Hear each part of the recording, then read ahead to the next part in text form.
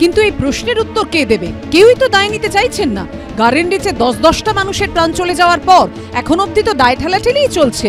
খোদ মেয়রই বেআইনি বাড়ি নিয়ে দায় ছাড়তে গিয়ে প্রশ্নের উত্তরে কার্যত মেজাজ হারাচ্ছেন। এটা আমি কি করে জানবো কিভাবে হলো? কলকাতা পুরসভার মেয়র গার্ডেনরিচ যে বিধানসভার অন্তর্গত, সেই কলকাতা বন্দরের বিধায়ক, রাজ্যের পুর ও নগর উন্নয়ন মন্ত্রী। শুনতে অবাক লাগলেও সেই ফিরাদ হাকিমি প্রশ্নের উত্তরে পাল্টা প্রশ্ন ছুড়ে দিয়ে বলছেন, বেআইনি নির্মাণ কি করে হলো সেটা আমি কি করে জানবো? এটা আমি কি করে জানবো কিভাবে হলো? রবীন্দ্রনাথ ঠাকুর লিখেছিলেন, তাল গাছ এক পায়ে দাঁড়িয়ে সব গাছ ছাড়িয়ে উঁকি মারে আকাশে। এও যেন অনেকটা সেই রকম। এক ফালি বাড়ি, চিড়ে চ্যাপ্টা বাড়ি, আজব স্থাপত্য। গার্ডেনরিচের দুর্ঘটনাস্থল থেকে ঢিলছোড়া দূরত্বে 134 নম্বর ওয়ার্ডের আজহার মোল্লা বাগানে নিয়মকানুন শিখেই তুলে তৈরি হয়েছে এই বিল্ডিং।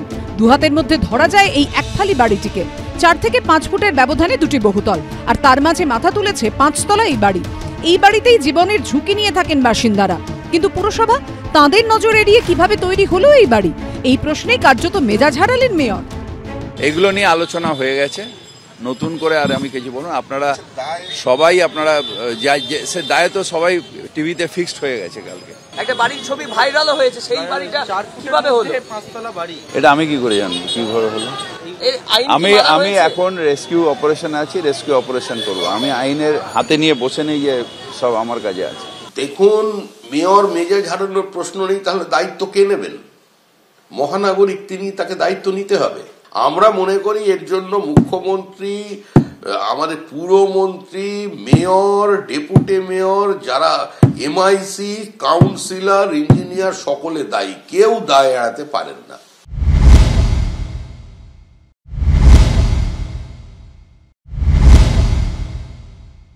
প্রথম অভিযুক্ত হবেন মেয়র।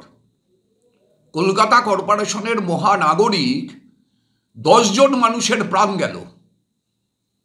সংখ্যাটা সঠিক না আরো বেশি আমরা কেউ জানি না। এত বড় একটা বাড়ি হুড়মুড় করে ভেঙে পড়লো রাত্রির বেলায় ঘুমানোর সময়। মেয়রের কোনো দায়িত্ব নেই, কেউ দায় নেবেন না। আমাদের সিস্টেমটায় জনপ্রতিনিধিদের এই বিষয়ে একটা গুরুত্ব রয়েছে, সেটা অস্বীকার করা যায় না। গার্ডেনরিচে 10-10টা মানুষের প্রাণ চলে যাওয়ার পর এখনো অবধি তো দায় ছাড়াঠেলি চলছে। খোদ মেয়রই বেআইনি বাড়ি নিয়ে দায় ছাড়তে গিয়ে প্রশ্নের উত্তরে কার্যত মেজাজ হারাচ্ছেন। সঞ্চার মিত্র, আশাবুল হোসেন ও সমীরণ পালের রিপোর্ট, এবিপি আনন্দ। সত্য অন্তহীন, সত্যের খোঁজও তাই, সত্য সন্ধানে তাই আমরা অক্লান্ত, অকুতভয়। এবিপি আনন্দ নতুন ভাবনার প্রতীক, যা মনে মুক্ত, তথ্যে যুক্ত এবং যাবতীয় সীমানার বাঁধন থেকে মুক্ত। সীমা না শব্দটির মধ্যে লুকিয়ে আছে মানা শব্দটি, যেন চোখ রাঙানি এক অদৃশ্য বেড়াজাল, যা আটকে রাখে আমাদের এক ছোট্ট গণ্ডির মধ্যে। একমাত্র সঠিক খবরই গড়ে তুলবে এক মুক্ত সমাজ। সেই জগৎ গড়ার লক্ষ্যে কোনো সীমানার ঠুকুটি আমরা মানব না। এবিপি আনন্দ এগিয়ে থাকে, এগিয়ে রাখে।